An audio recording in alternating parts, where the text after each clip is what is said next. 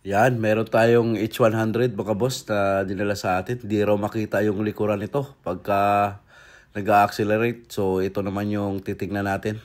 Ito yung tinatawag nilang Dilphi engine mga bossing na makina o Euro 4. So pag kunting apak lang daw ng accelerator ay talagang halos di mo na makita yung likuran sa sobrang itim na usok na binubugan itong ating H100 na ito trouble ngayon. Yes. Oh. Tama na.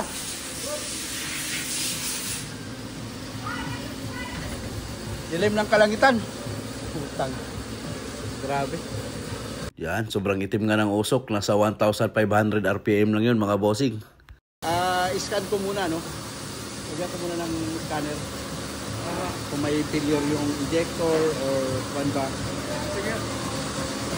I-scan mo muna to, Cham. Dito ang una nating i-check ay yung fuel injector kasi may pamamalya ring nararamdaman si sir or vibration. Kaya tinitingnan natin yung mga hose ng return kung wala bang backleak. Pero ito yung nakita namin sa mga fuel injector mga bossing.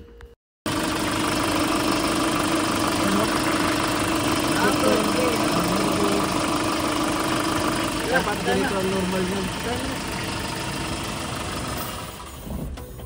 Alright. Grabe, sir. Kita na rin. Ano, sir?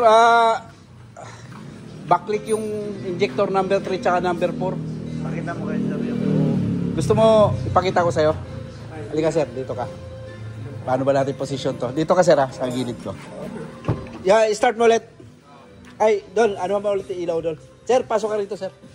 Naku nga. Ikaw.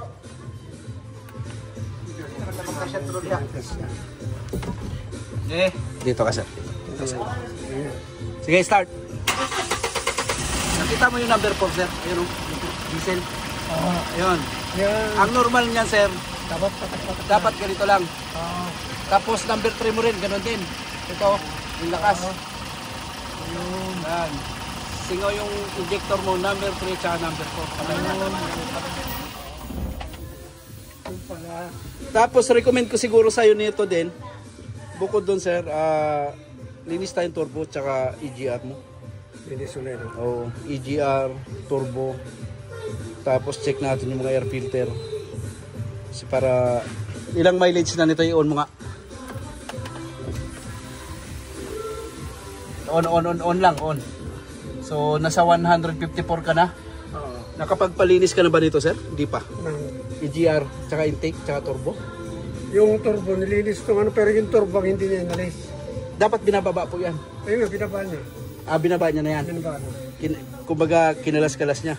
Pero yung turbo ang hindi niya inalis na dun sa ano niya, inalis lahat. Yung binaklas yung turbo na pinag-iwawala, hindi. Hindi in-overall? Hindi in-overall yung turbo. Hindi in-overall? Hindi. Anong linis lang? Ano lang, yung daanan, yung catalytic converter. Catalytic lang ang nilinis. Ano niya? Hindi turbo. Yun, sir, yun recommend ko muna sa'yo dyan. Turbo cleaning tayo, tsaka EGR, dalawang injector.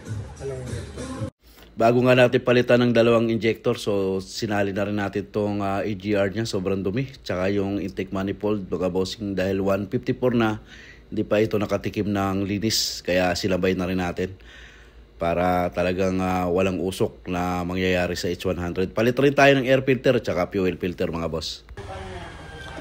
Palit tayo ng bagong fuel injector mga boss kasi sobrang lakas ng backleak ng 3 and 4.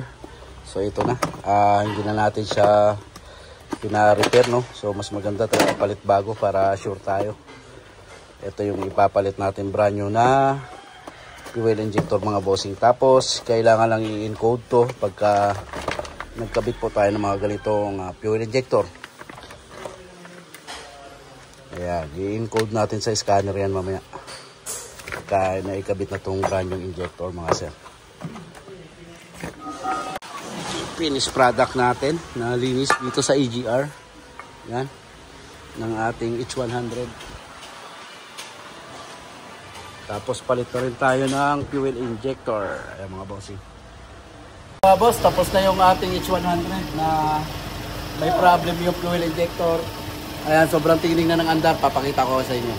Dalawang fuel injector yung pinalitan natin dyan mga bossing. Spray air foam. So ngayon, ipaparevolusyon natin kay Kilyabing Chammer kung may usok pa kagaya kahapon. Tapos nag-turbo cleaning at saka EGR na rin tayo. Sige! Sige pa! Yun oh, sige pa! Isa pa! Yan mga boss.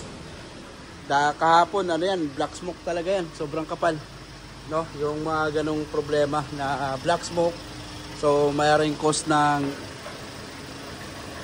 EGR, madumi, tapos turbo.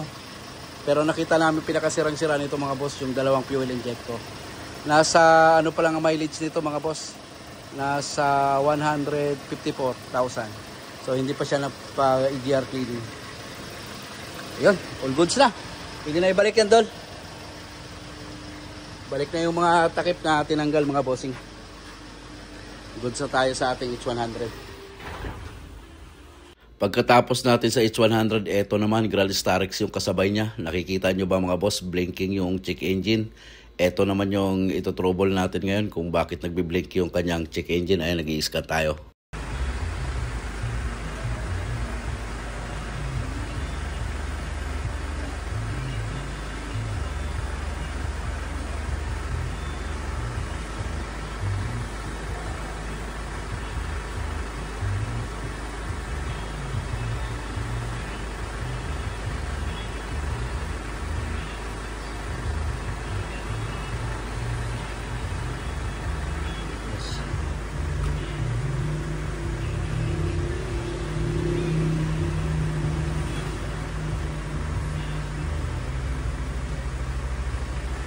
No. CPF, permanent registration. So, yan ang problem yan. Kaya nagbi-blink yan. Yan yung problema? Oo. Ito muna yung ginawa natin sa Gralistarix na blinking check engine mga boss. Ayan, yung DPF filter, nilinisan muna namin. Sobrang carbon kasi mga boss. Kasi nagpalinis na siya ng EGR, ay andun pa rin yung blinking ng check engine. Nilinis na rin natin yung mga sensor niyan. Pero inuna muna natin itong linisin yung DPF filter niya. Ayan, sobrang carbon mga bossing. Sorry.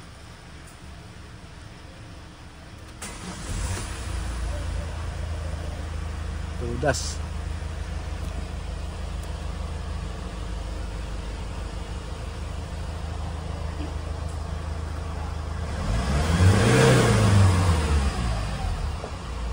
Yes. Patay ulit. Start. Uy. Blink pa. Meron pa rin.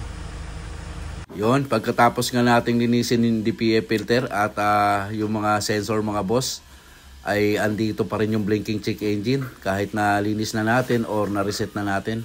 So dito na naman natin titingnan sa sensor mga boss kung sensor nga ba ang may problem nito. So subukan muna nating palitan tong DPF sensor mga boss kung mawawala yung check engine. Okay.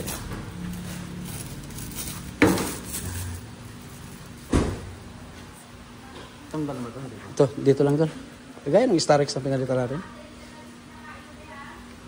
Maliit lang kasi yung nito, nito. Yan lang dulo. Ito. Yan.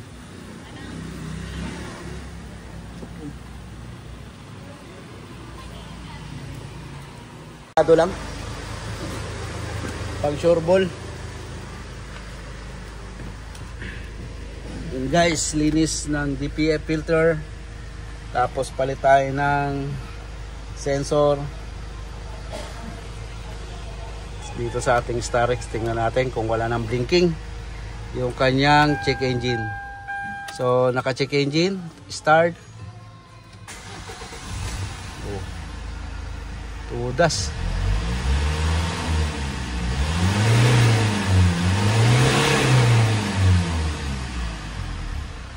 Ayos, dali ah. Hindi yung batang mo, di ba? Ah? Magaling. Oh, mahal na. Matagal na yun. Oh, matagal na sa akin yan. Buntot mo yata yun eh. Mm. Matagal na yan. Nung nag-umpisa kayo, kasama na. Dito, nung nasa Las Piñas na ako dito nagsarili, kasama ko na siya. Kaya kabisado na rin magkulikot sa scanner niya. Oh, binig na ako eh. Sabi ko, sanay na sanay. Kikita ko na. Oh, okay guys. Sold yung Grand Starrex CBX natin na blinking check engine. Madaling matuto pag kuwan eh. Natapos na nga natin yung H100 tsaka Starrex mga boss. Ito naman, Hyundai Accent Diesel. Kusa lang daw ng revolution to. Tapos sobrang usok ng puti yung likuran. Kaya ito naman yung panibagong ito trouble natin. So abangan nyo na lang mga boss kung ano naging sira nito.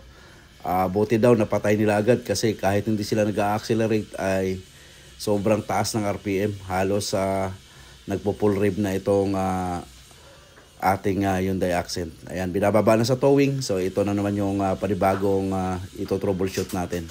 So abangan na natin mga boss. At least nasolve na natin yung dalawang Hyundai H100 tsaka Starrex.